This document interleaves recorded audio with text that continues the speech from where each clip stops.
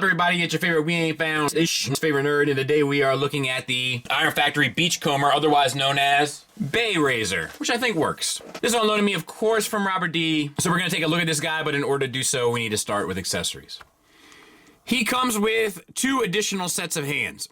One set of outreaching hands and 1 set of holding hands. And, well, he has a fist hand and a holding hand in the opening footage, and he comes with a corresponding fist hand and a holding hand.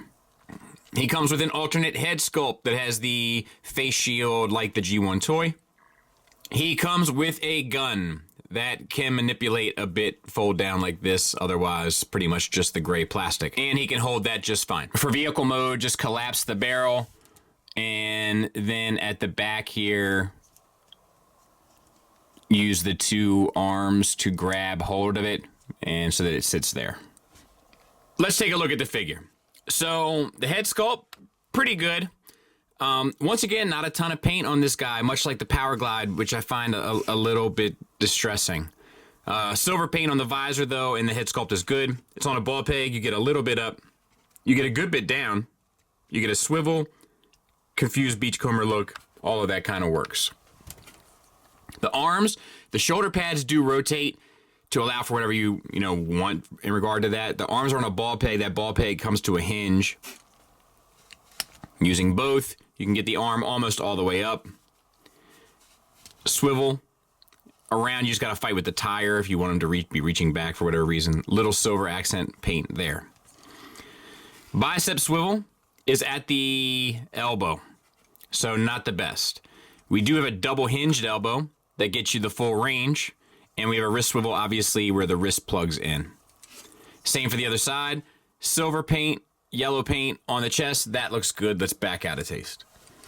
We have a waist swivel. However, it's a little limited, but I'll show off some poses in the final thoughts. I don't think it's that big of a deal. You get a decent range. Yes, it'd be nicer to have the full range, but you get enough, I think, to get the dynamic poses you would want. All right. T-jointed ball joints for hips, get you the full Van Damme, the full Monty, with a thigh swivel, a knee bend that gets you 90 degrees.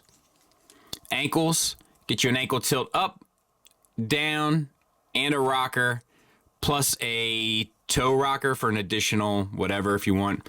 A good silver and yellow paint there on the kneecaps, I dig that. And there he is from the back. Size comparison-wise, there he is with our usual suspects, the old-school Iron Factory scale blaster and the Legend scale Sunicon from Hasbro. So slightly smaller than the old-school Iron Factory scale, which I think puts him pretty perfectly into their current scale. There he is with Iron Factory Tarn, so I think that works out nicely. And shout out to Butch. He got tired of seeing the same scale, I guess, much like Dennis with the Megatron. So he sent the Magic Square Prime for me to use just for size comparisons. You guys are too good to me sometimes, and some of you are too nasty to me sometimes. So I guess balance is currently being struck in the universe. But thank you, dude. I will put him to good use, put him to work, so to speak. There he is with that. All right, so let's get him transformed. These shoulder pads are actually supposed to be sitting up, but then you lose arm articulation, so I kind of like them better to the side. But I should have pointed that out. Separate, or I should have looked a little closer. This back piece from the chest piece, push the head in. Move the arms up so that you can see the ball peg, which will allow you to move these blue pieces with the silver armature they're connected to down, which will allow you to lift that up and then lift this up. And then you can put this back down. Now the arms, spin them so you can see, whoa. Did something similar happen with the Power Glide? So you can see the whole ball peg. And then you want to rotate, collapse this hand hinge in and up, and then flip the shoulder pad up. So same for this side. Collapse, hand, up, shoulder pad up, and then this piece comes down and pegs back in to the side of the vehicle.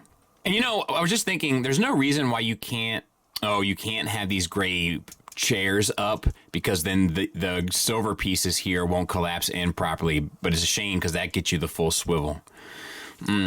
Got it. Okay. On the back here, open up these panels. And then you want to swing this foot out. Swing this around. Try to clear all that stuff. And we're going to do the same on the other side. Swing the foot out. Swing this around. Peg these together. Then these two tabs here will meet with the roll bar.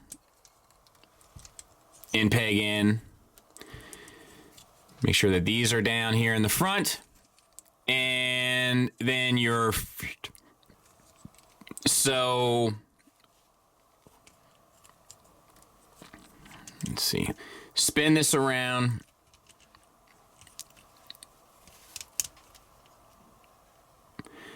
And then rotate the toe. And then fold the toe in. Is I think what's supposed to happen there. And it's a little fiddly. But you get the idea, and I'll make sure it's right before we get to the vehicle mode. All right, there. Spin the toe and collapse. And I mean, that's basically it. I will get it cleaned up. Oh, make sure that these are tabbed in underneath. My bad. I'll get it cleaned up and we'll take a look at it. And there it is. Rolls. The side pieces here did collapse a bit more. I'm always a little hesitant to push too far, especially recently with the luck that I've been having. I think it works much better than I expected it. Expected it to. The silver paint comes through nicely down here. The yellow accents come through nicely. The roll cage. It's nice that they have the seats and stuff. The side bits. Like, I think it works, man. I think it does a really good job of pulling off the vehicle mode. And there it is with Tiger Tracks.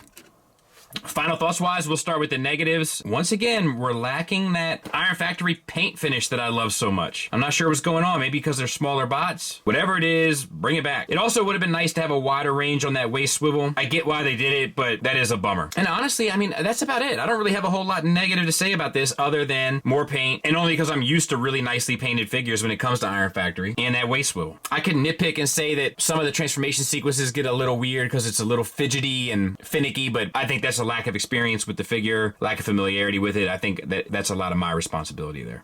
Positives wise, the sculpt is great. Articulation for the most part is in there. Comes with the appropriate accessories, I think. Materials feel good. It's built better than Power Glide. The transformation sequence is fun and intuitive for the most part. So yeah, I mean, all in all, it's a pretty solid figure. Nothing crazy to write home about, but a pretty solid offering. So it's a recommend from me. Thanks for listening. Thanks for watching. Until next time, take care.